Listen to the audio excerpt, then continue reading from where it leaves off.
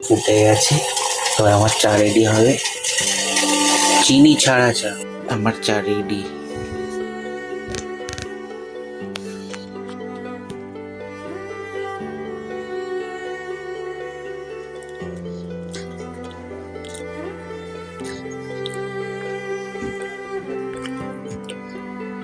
তো এখন চা খাচ্ছি, এক্ষুনি বাক্সারা বাজারে যাব, একটু মাছ কিনতে যাব, তোমাদেরকেও দেখাবো।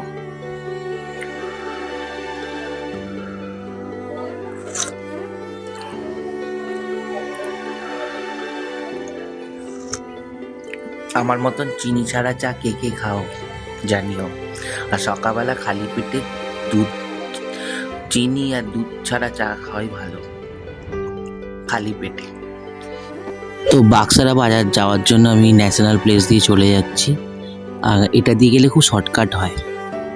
আর এই দেখো এই পুকুরটা, ন্যাশনাল প্লেসে এই পুকুরটা কি বিশাল পুকুর, আর পরিষ্কার কাঁচের মতন জলটা। আর আমি চলে এলাম বাক্সারা বাজারে, আর এই মাছটা ওজন করছি এই দাদাটার জন্য, পাশে দাদা দাঁড়িয়ে আছে, আমাকেও এরপরে দেবে, তাই একটু মাছ নিয়ে নেব। আর আমাদের বাক্সারা বাজারটা দেখো কত বড়।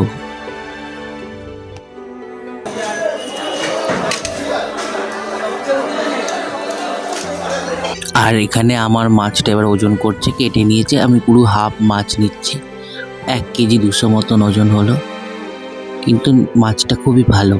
এবার আমার মাছটা ওজন করছে, আমি পুরো হাফ গোটা মাছ নিয়েছি, কারণ আমাদের এই মাছটা 1 সপ্তাহ চলে যাবে, তাই জন্য একটু বেশি করে নিয়ে নিই, যাতে 1 সপ্তাহ হয়ে যায়।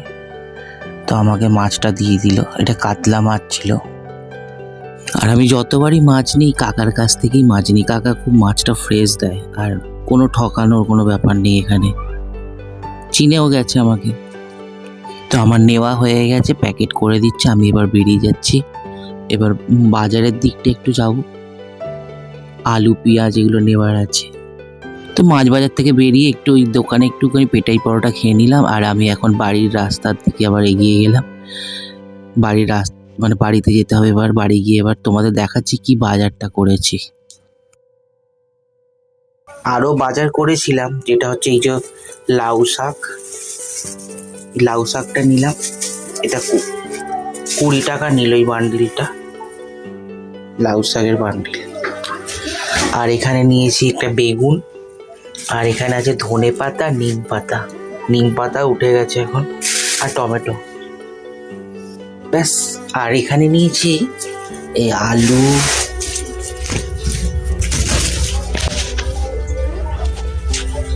আলু পেঁয়াজ আদা রসুন, এখন আলুর দামও কম আছে। মাছটাকে এবার ধুতে হবে।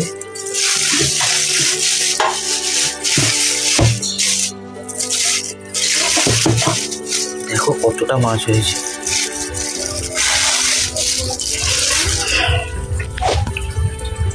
মাছটা ধুয়ে নেব।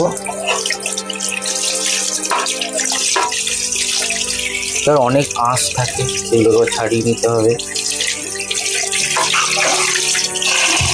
হয়ে গেছে এই তো সব মাছ।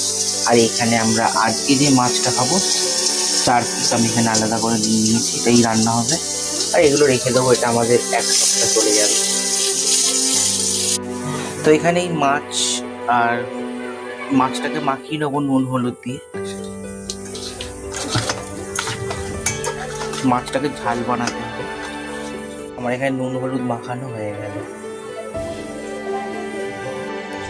তো এখানে মাছ ভাজা চলছে, মাছটা ভেজে নেবো, নিয়ে এবারে মাছের ঝাল করতে হবে।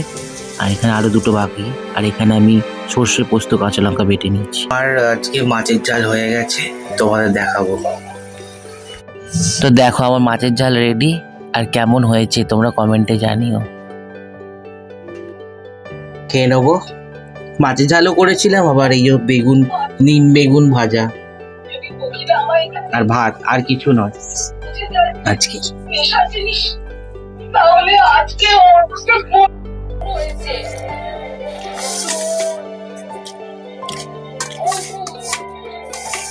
তোমরা কে কি খেলে, আর তোমরা কি এখনো নিম বেগুন খেয়েছো? কমেন্টে জানিও। মাছের ঝালটা হেভি হয়েছিল, মাও খাচ্ছিল, মাকে দেখানো হলো না। তো আজ আমার ব্লগটা কেমন লাগলো? যদি ভালো লেগে থাকে লাইক কমেন্ট শেয়ার করো।